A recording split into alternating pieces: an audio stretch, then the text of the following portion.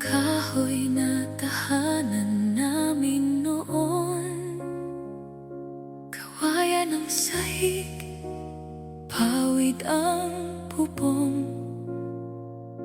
Doon nagsimula ang pangarap ng isang bata. Sa likod ng bahay ang munting banyo. Paggabi, takot akong lumabas mag-isa. Lampara lang ang ilaw sa aming gabi. Minsan wala pang gas, kaya maaga ang tulog.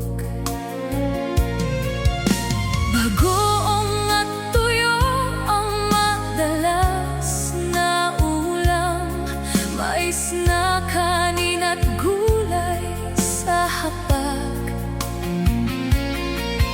Pinakamasayang